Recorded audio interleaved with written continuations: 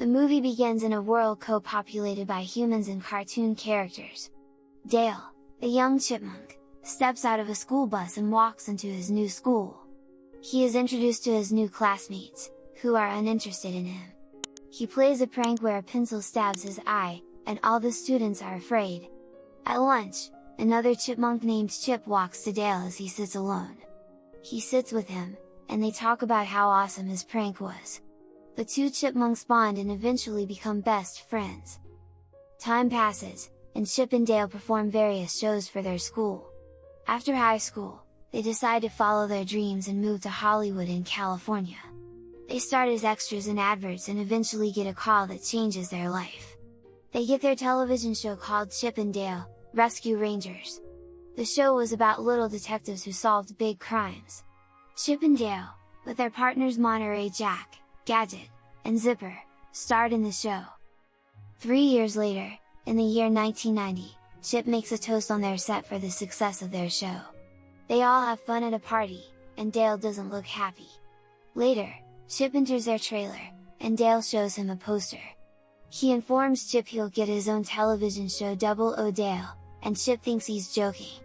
Dale talks about how Chip is more popular, and Chip begs him not to abandon their show for his selfish interests. Dale refuses and accepts the call from his agent Dave Molinari. Chip leaves the trailer and throws away the cake he saved for Dale. The Chip and Dale, Rescue Rangers show was cancelled the following summer, and Double O Dale was scrapped after its premiere. In the present, Dale spends his time in a fan convention, has gone through a procedure, and is now on 3D. He goes live on social media and talks about a reboot of his old television show Chip and Dale. He talks to the other cartoon characters, Lumiere, Ugly Sonic, and Tigra. Tigra informs him that he'll get more fans to attend the convention if he performs with Chip, and Dale mentions he hasn't spoken to Chip in a while. Chip is in his office, and he's a successful insurance salesman. He leaves his office and goes to his house, where he feeds his pet dog. Later, he gets a message from his old partner Monterey who asks for his help. Chip goes to Monterey's house, and Monterey informs him that he's in debt to the Valley Gang due to his addiction to stinky cheese. Chip throws some of the cheese out, and Monterey tells him how the Valley Gang abducts those who are in debt to them, alters their appearance, and forces them to act in bootleg movies. As they talk, Dale arrives at the house and reunites with Chip. Chip gets annoyed for being tricked into seeing Dale, and even though Monterey is in trouble, Chip leaves his house. Chip watches a movie at home and gets a call from Dale. He informs Chip that Monterey has been kidnapped, and they return to his apartment to give the police a statement. They meet the police captain Putty, who informs them that they'll be unable to find Monterey if the Valley Gang kidnaps him. Ellie, a rookie officer, startles Putty and informs him they haven't found any clues. Putty leaves the apartment to address the press, and Ellie tells Chip and Dale she's a huge fan of their television show.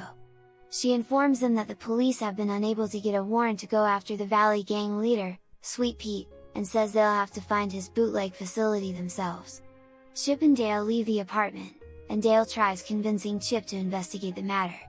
Chip refuses, and as he talks, he smells the cheese he threw out and sees an address on it.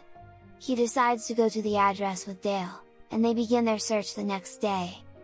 Chip and Dale arrive on a street that looks very lively and peaceful, and Dale tells Chip that they aren't as friendly as they seem. They arrive at the address and talk to the owner of the store, Bjornson. He takes them to a back room after they ask for stinky cheese, and after a while, he begins to suspect that they're cops.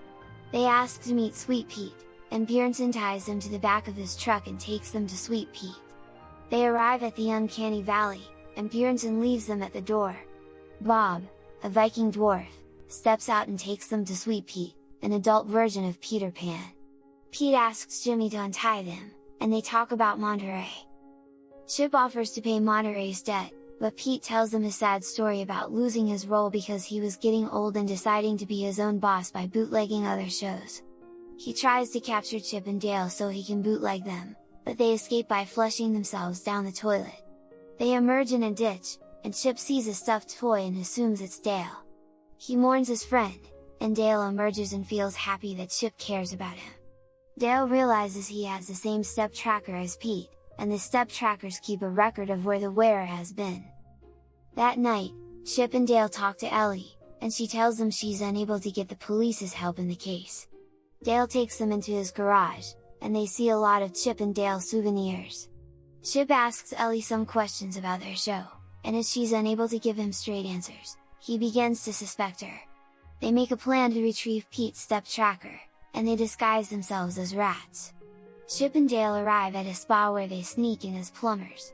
Ellie watches them from a van, and they make their way to the locker room where Pete keeps his clothes. Dale's rat mask falls, but it doesn't alert Pete.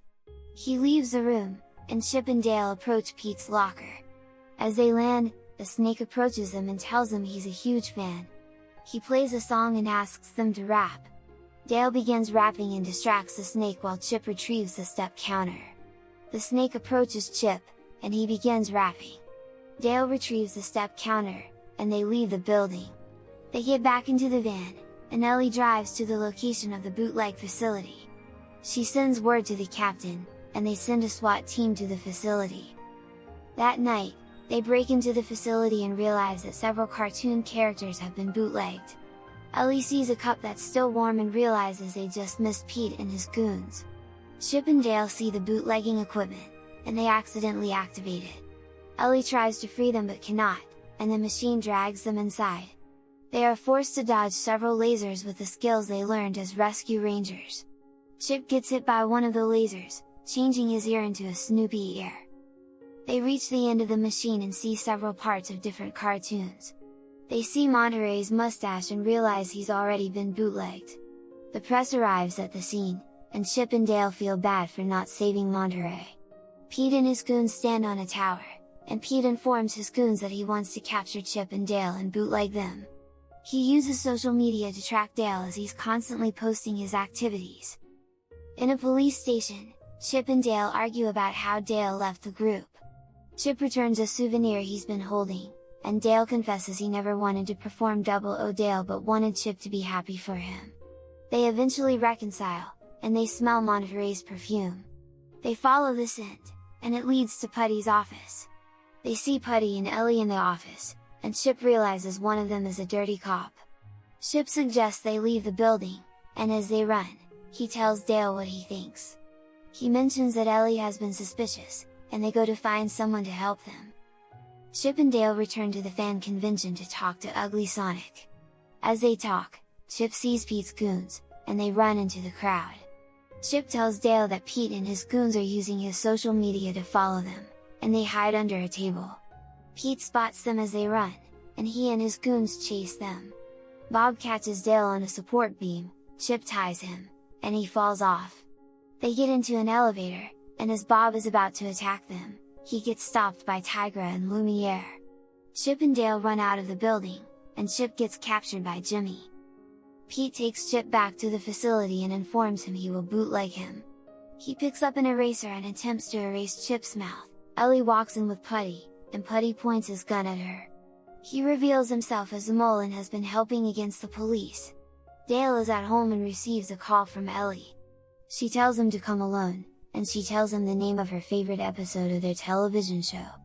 Dale watches the show and deciphers a code from it. He realizes Ellie and Chip are in danger. He tries to start his car, but it's busted, and he goes to his old partner's gadget and zipper. They get on their old aircraft and take Dale to the warehouse. Dale gets a call from his old agent Dave Molinari and Dale tells him friends are more important than business. He gets on a firework and is shot to the facility. Chip is placed in the machine, and as Dale enters, the firework hits the machine and stops it. Dale releases Ellie, and Chip gets out of the machine. Pete grabs Chip, and the machine explodes as he threatens to erase him. Some parts of the machine malfunction, and the lasers shoot Pete multiple times.